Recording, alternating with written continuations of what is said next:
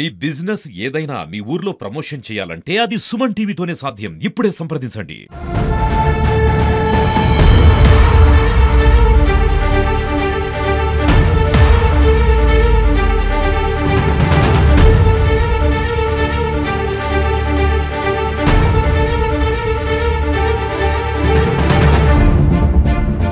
Hi hello నమస్తే welcome to Suman TV.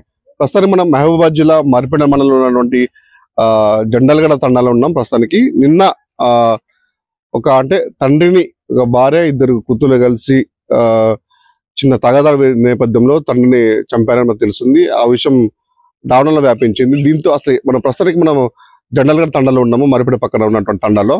అందరూ కూడా ఏం జరుగుతుంది అని ఒక ఉద్రిక్త పరిస్థితులు వాతావరణం నెలకొంది. అందరూ చూడొచ్చు మన విజువల్స్ కూడా. అందరూ కూడా అక్కడ ఏం జరుగుతుంది అన్న ఒక భయాందోళనకి గురవుతున్న పరిస్థితి ఉంది. మనకు మృతుని ఇంటి దగ్గరను మొన్న రాత్రి కూడా అంటే ఇదే ఫోల్డ్ కి తనని ఏదైతే కిషన్ ఉన్నాడో మృతి చెందిన కిషన్ ఉన్నాడో దీనికి కట్టేసి కొట్టారని కూడా తెలుస్తుంది. అసలు ఏం జరిగింది, ఎందుకు కొట్టారు, అసలు ఎవరు కొట్టారు, అసలు కొట్టాల్సిన పరిస్థితి ఎందుకు వచ్చిందని చెప్పేసి వాళ్ళ అన్న ఉన్నాడు, వాళ్ళు అడిగి తెలుసుకుందాం. చెప్పండి అసలు ఏం జరిగింది ఆ రోజు.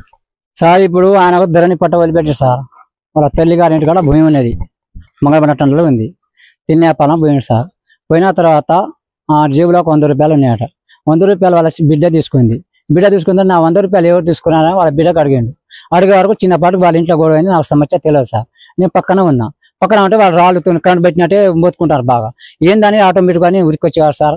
ఏం చేసిందంటే పిల్లగాని కొట్టిరు, అమ్మాయిను వాళ్ళ తల్లిను వాళ్ళు కిషన్ ని కొట్టారు. కిషన్ ని కొట్టాక ఒక రాయితను కూడా భార్య ఇద్దరు పిల్లలు కొట్టారు. కొట్టిన తర్వాత ఏమైంది సార్ అంటే మేము పక్కన నిలబడ్డా సార్. పక్కన నిలబడితే ఇంతలా రాయి వేసే వరకు పిల్లగాని దెబ్బ తాకింది. తాకిన తర్వాత తాకిన తర్వాత ఏమైందంటే మాకు ఇక గొడవ అయింది, చల్లారింది సార్. మేము ఇంటికి వెళ్ళిపోయాం. ఇంటికి వెళ్ళిపోయిన తర్వాత మా పక్కన కూడా ఇంకో పిల్లగాడు ఉన్నాడు. రాళ్ళు మాకు తలిగింది, తమాన్ తలిగింది. తమాన్ నుంచి కింద పడేది. కింద పడే వరకు ఏమైందంటే నేను ఇంటికి వెళ్ళిపోయినా సార్. గాలి బాగా వచ్చింది. వచ్చిన తర్వాత మా ఇంటి త్వరగా మా వజన ఉంది. వజన వచ్చి ఏం కిరాణా కొట్టు పెట్టినా ఎందుకు వచ్చిందో వచ్చింది సార్. వచ్చిన తర్వాత ఏంటంటే మీ అన్న మీ తమ్ముని కట్టేసి కాళ్ళు 2 చేతులు రేకుల కింద వానాల పడితే ఇక్కడ కట్టేసే వరకు నేను ఇంటికి వెళ్ళిపోయినా. 5 జరిగింది సార్ అది గొడవ. ఇంటికి వెళ్ళిపోయినా. అయిపోయినా నేను తాను చేసి అన్నం తిందా అని రెడీ అవుతున్నా సార్. అంతనే వచ్చి చెప్పింది. వజన ఎవరు కట్టేసారు నాకు తెలియదు సార్. అయితే చెప్తే నేను వచ్చేసి నేను ఒక్కని వేస్తే గొడవ పెట్టుకుంటారని మా భార్య కూడా వచ్చిందాయంట. వచ్చిన తర్వాత మరదలు వదిలిపెట్టు, వానలో ఆయనకు అసలే ఆరోగ్యం బాగలేదు కొంత, ఇక నువ్వు చలికి సస్తాడు ఉంచి సార్. అయితే కట్టేసింది సార్. నేను నా భార్య ఏమైంది అంటే నేను ఇంటికి వస్తే గొడవ అవుతుంది, ఈయన ఏమైతే గొడవ పెట్టుకోవడానికి నా భార్య నా ఇంట వచ్చింది సార్. ఇద్దరు వచ్చిన మరదలు వదిలిపెట్టు, చిన్నపాటు కూడా అయితే రేపు తీసుకొచ్చి కూర్చొని మాట్లాడదాం, నేను వాళ్ళ తల్లిదండ్రులు పిలిపిస్తా అని నేను ఫోన్ చేస్తాను. ఈయనే ఫోన్ చేశాను సార్.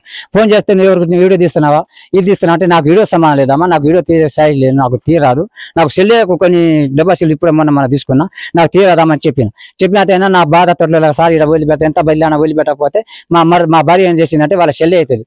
చెల్లె వదిలిపెట్టి గొడవ చేపెట్టినా కూడా వదిలిపెట్టలేదు సార్. వదిలిపెట్టకపోతే ఇక వదిలిపెడితే మీరు బాధ్యతామంటారా, రీతి మామూలుగా సాధనతో మమ్మల్ని కోసేస్తారంటే మేము కూడా భయానికి మేము జారుకున్నాం సార్. జారుకుని ఇంటికి పోయినాం. ఇంటికి వెళ్ళిపోయినా సార్. వెళ్ళిపోయిన తర్వాత ఏమైందంటే వాళ్ళ అమ్మకు వాళ్ళ తమ్ముడు కూడా 6 నెలలు అవుతాయి సార్ చనిపోయి. వాళ్ళ తమ్ముడు హైదరాబాద్ కన్నబడి చచ్చిపోయాడు. హైదరాబాద్ 6 నెలలు ఉన్నారు. వాళ్ళ బాధలు వాళ్ళు ఉన్నారు. వాళ్ళు దిక్కు లేరు సార్. నాకు కూడా బాధ అనిపిస్తుంది. బాధ వాళ్ళ ఫోన్ చేసే వరకు ఇంకో ఏంపుడు ఉన్నాడు ఆడ. మా ఇద్దరు చిన్నమ్మలు ఒక దగ్గర ఇచ్చారు. వాళ్ళు ఏంపుడిని తీసుకొచ్చి బండి మీద వచ్చి సార్ మా ఇంటికాడ ఉన్నారు. వాళ్ళు నీ కొడుకు కట్టేసిరమ్మా, మీరు వెళ్ళిపోయి తొందరగా, నేను పోతే వాళ్ళ గొడవ అయితట్టు ఉంది, నేను వెళ్ళిపోరు అని ఎన్నిసార్లు చెప్పినా మా ఇంటికాడ ఉన్నారు సార్. వెళ్ళిపోమంటే ఎన్నిసార్లు చెప్పినా ఒక నిమిషం ఎన్నిసార్లు మొత్తుకున్నా కూడా రాటే సార్. రాకపోయినా గట్టిగా బయటకు వచ్చి అరిచిన, అమ్మా నీ పిల్లగాని కట్టేసిన తర్వాత నువ్వు ఎందుకు పోవట్లేదు అని చెప్తే సార్ వాళ్ళు ఏమో వచ్చిన తర్వాత మా చిన్న తమ్ముడు ఉన్నాడు. నేను వాళ్ళ జోలికి పోను, నేను ఎక్కడికి పోయినా నేను సారా కళ్ళు తాగటం కాదు, ఇంట్లో సైలెంట్ గా పండుకున్నా సార్. నా పానాక ఆమె పోలీసు ఆటోని తీసుకురాపో అని మా చిన్న తమ్ముడు వెళ్తే చిన్న తమ్ముడు పిల్లగా లేచిండు, నీ సిక్కల రాను గాలి దుమ్ము వచ్చిందని ఆయన బంద్ చేసిన సార్. బంద్ చేసిన తర్వాత అంబులెన్స్ కూడా ఫోన్ చేసిన సార్. అట్టానికి వచ్చినాం, గాలి దుమ్ము వచ్చింది సార్. మా తమ్ముడు మా బుజ్జి చేసింది సార్. నాకు సెల్లు నెంబర్ తెలియదు. మా బుజ్జి చేసి అంబులెన్స్ 2-3 సార్లు చేస్తే మేము నర్సులపేట దగ్గర ఉన్నాం. వచ్చి 1 గంట పట్టుద్ది, అర్ధ గంట పట్టింది. సరే ఓకే అప్పుడు దాకా రాదు సార్ అని చెప్పిన తీసుకుపోయినాం. నేను కూడా రాలే. మా మరదలు ఇద్దరు, నా భార్య నా మరదలు వచ్చారు, ఆమ్లెట్ చేసింది సార్. అంతలో గాలిదుమ్ము వచ్చింది, ఆమ్లెట్ రాముందు గాలిదుమ్ము వచ్చింది, తీసుకుపోయాను సార్. గాలిదుమ్ము బాగా వచ్చింది, కనుపోయింది సార్. ఒక చెప్ప మీద కొట్టినా కూడా కనబడకుండా ఉంది. అయితే తొక్కిరో ఏం చేసాం మాకైతే తెలియదు సార్, ఎవరు కొట్టి మాకు వాస్తవంగా తెలియదు. చూసాక నేను చెప్పిన సార్ మరి బాగా సీరియస్ ఉంటే మై బాగా మా చాలా కాదు, నేను నెల ఇరిగినాయి, మెడ నరాలు ఇరిగినాయి, ఈయనకు అన్ని బక్క ఎక్క పడితే అక్కడ కోరికిరు, ఈయన నరాలని ఇరిగిపోయినాయి, రక్తం గడ్డ కట్టింది, బతకాలని చెప్పిన సార్. చెప్తే నేను ఖమ్మం తీసుకొచ్చాను సార్. నేను ఇల్లు కట్టిస్తాను సార్, నాకు డబ్బులు లేవు. ఆయన నిన్న 6 చనిపోయింది సార్, 2 అవుతాను సార్.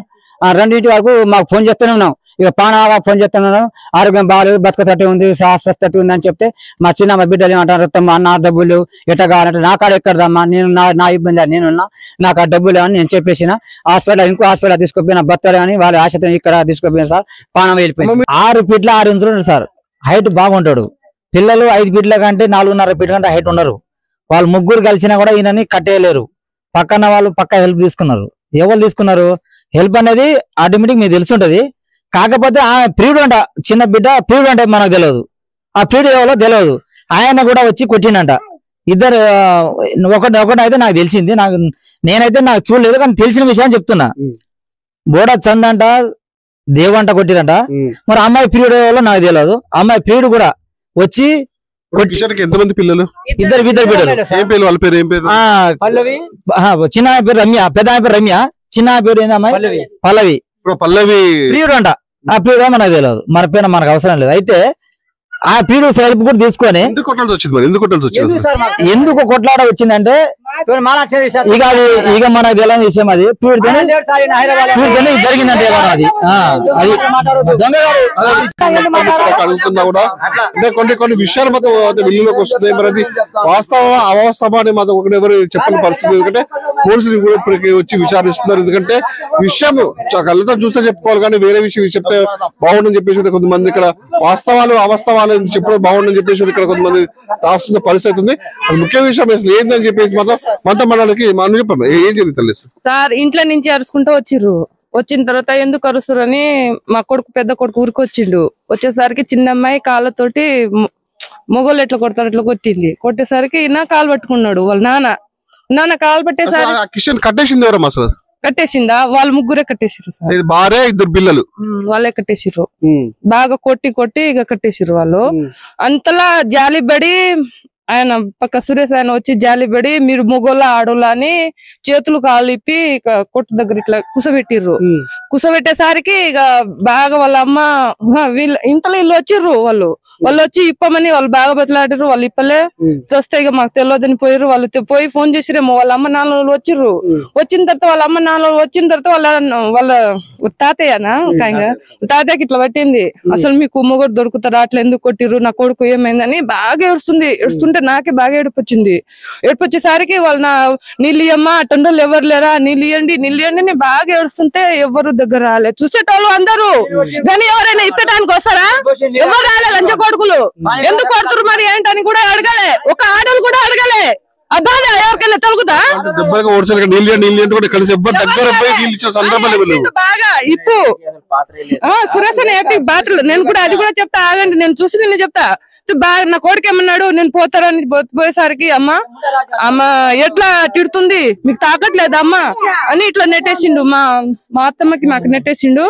పోయినాక గోడ మీద నుంచే చూసిన తర్వాత వాళ్ళ ఫోన్ చేసిన అన్నయ్య ఫోన్ చేసినా కానీ వాళ్ళు వచ్చిర్రు. వాళ్ళు వచ్చేసరికి ఒక్కటే వాళ్ళ అత్త బాగా ఏడ్చింది. కొడుకు ఏమైంది అని బాగా ఏడ్చేసరికి ఎవరు వాళ్ళు బయటికి రావట్లే. అంతలా ముసలాయన వచ్చి మీకు మొగోడు దొరుకుతాడా, అట్లా ఎందుకు చేసిరని ఆయన అనేసరికి నువ్వు అట్లా అంటే వాళ్ళ లంచ కొడుకు నాకు చుక్కబెట్టేసరికి ఇక నీ కొడతారని వాళ్ళ వచ్చిన కొడుకులు ఎందుకు అట్లా చేస్తున్నావు అని వాళ్ళకి పిలుచుకొని వెళ్ళిపోయింది. అందరికి ప్రధాన కారణం అసలు ఏముంటుంది అసలు మనకు తెలియదు కదా. వాళ్ళు గొడవలు బయట గొడవలు తెలియట్లేదు. అది వాళ్ళే గొడవ పెట్టుకుంటారు, ఎప్పుడు అట్నే గొడవ పెట్టుకుంటారు, మళ్ళీ మంచిగా అవుతారు వాళ్ళు. వాళ్ళే గొడవ చుట్టుపక్కల చెప్తున్న పరిస్థితి అంటే నిన్న మొన్న రాత్రి కూడా అక్కడ తల్లిను ఇద్దరు బిడ్డలు కలిసి కట్టేసి కొట్టిన నేపథ్యంలో కూడా ఏదైతే మృతుడు ఎవరైతే కిషన్నుడో తనకి దాహం వేస్తుండే నాకు మంచినీళ్ళు ఇవ్వండి అన్న కూడా చుట్టుపక్కల వారు కూడా ఎవ్వరు కనీసం సాహసం చేసి దగ్గరకు వచ్చి కూడా మంచినీళ్ళు కూడా ఇవ్వలేని పరిస్థితి దృష్టి అంతా దుర్భర పరిస్థితి ఉందని చెప్పేసి ఇక్కడ ఉన్నటువంటి అంటే పక్కన ఇంటి ఉన్నారని చెప్తున్నారు. అని మాటలు మనకు అర్థమవుతుంది. ఆమె ఎంత ప్రయత్నం చేసినా కూడా కట్టిపిండు సురేష్ దేవేందర్ అనేటైనా ఎందుకు మీరు అట్లా కట్టేసిర్రు, మీకు పాపం తగులుద్ది మగోళ్ళ మీరు ఆడోళ్ళ అట్లా ఎందుకు కట్టేసిర్రు వాళ్ళు ఇప్పిర్రు పంపుతామని వాళ్ళు బతికే ఉన్నాడు ఇంకప్పుడు అన్నాడు. బతికే ఉన్నాడు. అంబులెన్స్ ఇక్కడ మంచిగానే ఉన్నారు తీసుకుపోయినప్పుడు. నేనైతే ఇక్కడ చూడలేదు, వాస్తవంగా పక్క అవతల చెప్పేది విన్నాం. యాక్చువల్ అయితే ఆయన మంచిగానే ఉన్నాడట, కొట్టిండ్రు కట్టేసిన తర్వాత ఇప్పించిండ్రు, అంబులెన్స్ వచ్చింది ఎక్కిచ్చిండట. అలా మా నాన్నగారు వచ్చేనే తెలిసింది, పక్కలు చెప్తుంటే అంతే. ఆయనలో 2-3 సంవత్సరాల నుంచి చెప్తారు, 2-3 సంవత్సరాల నుంచి ఇదే గొడవ ఉన్నదట సార్. వాళ్ళకు సమస్యలు 10 అయితే అక్కడ కూడా స్టేషన్ లో కూడా 2-3 సార్లు అమ్మాయి వాళ్ళు కంప్లైంట్ ఇచ్చారట.